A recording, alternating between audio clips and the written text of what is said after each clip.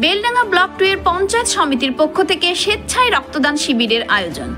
বুধবার দুপুরে বেলডাঙ্গা ব্লক 2 এর পঞ্চায়েত সমিতির পক্ষ থেকে একটি স্বেচ্ছায় রক্তদান শিবিরের আয়োজন করা হয় ব্লক অফিস প্রাঙ্গণে। মূলত জেলায় রক্তের সংকট মেটাতেই এই উদ্যোগ।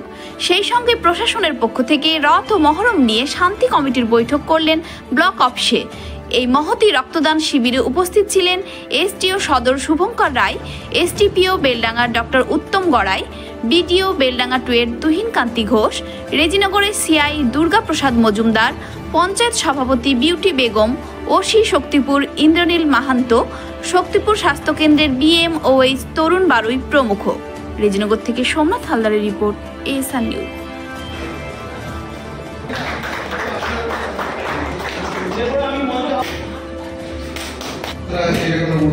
এবং পাশাপাশি তারপরের দিন এখানে মহরম আছে।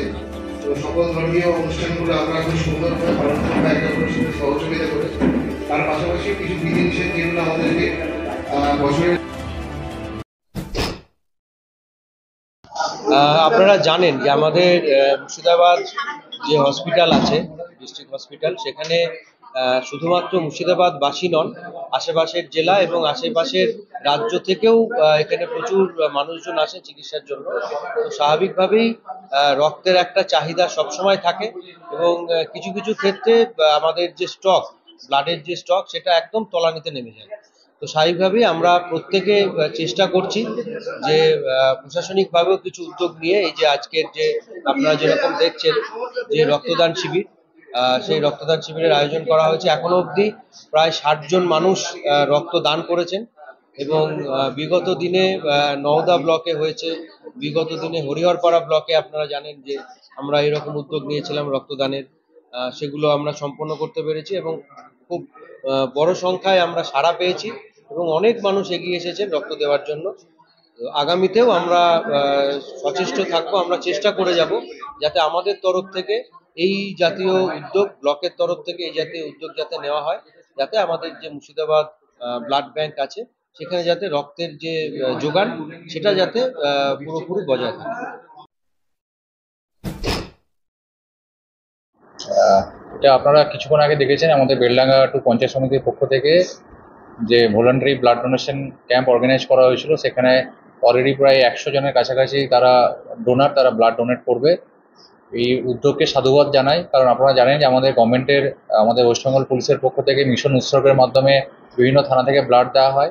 সেই একই কর্মসূচিতে আমাদের বিডিও অফিস থেকেও বিভিন্ন বিডিও অফিস পঞ্চায়েত সমিতির ব্যানারে তারাও বিভিন্ন প্রোগ্রাম অর্গানাইজ করে।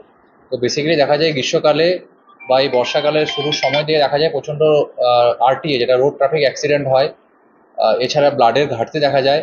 তো এই সময় যারা মুমূর্ষু রোগী আছে তাদেরকে প্রাণে বাঁচাতে এবং যাদের ইমিডিয়েট ব্লাডের দরকার তাদেরকে ব্লাড দিতে গেলে ব্লাড ব্যাংকে ব্লাডের দরকার হয়। তো এই যে ঘাটতি, সেই ঘাটতি থেকে যতটা সম্ভব কমিয়ে নিয়ে আসা যায় সেই চেষ্টাই আমরা করছি এবং বেলডাঙ্গা 2 পঞ্চায়েত সমিতিকে অনেক সাধুবাদ জানাই, বিডিও সাহেবকেও সাধুবাদ জানাই যেরকম একটা প্রোগ্রাম অর্গানাইজ করার জন্য। কারণ ব্লাডের কোনো রিপ্লেসমেন্ট হয় না, ব্লাড আর্টিফিশিয়ালি এখনও অবধি মডার্ন সায়েন্স তৈরি করতে পারেনি। তাই ব্লাডের পরিপূরক হচ্ছে ব্লাড।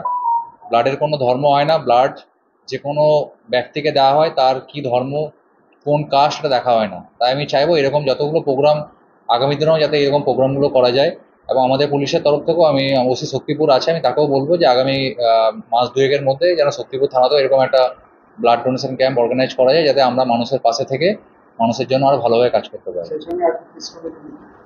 আজকে এই ব্লাড ডোনেশন ক্যাম্পের সাথে সাথে আরেকটা আমাদের মিটিং হলো, সেখানে আমাদের পঞ্চায়েত সমিতির মেম্বার, জেলা পরিষদের মেম্বার, এছাড়া আমাদের বিডিও সাহেব, SDO সাহেব ও আরও এখানকার যারা রথ কমিটি, মসজিদ কমিটি বা আমাদের সামনে যেহেতু মহরম আছে, মহরমের যারা কমিটি এবং এলাকার পিস কমিটির অনেককে ডাকা হয়েছিল। তো আমাদের যেটা সবাই আমরা সর্বসম্মতিক্রমে আমরা সিদ্ধান্ত নিয়েছি যে আগামী দিনে যতগুলো রিলিজিয়াস ফেস্টিভ্যাল হবে সেই ফেস্টিভ্যালে যে প্রসেশনগুলো হবে সেই প্রসেশনে ডিজে অ্যালাউ হবে না।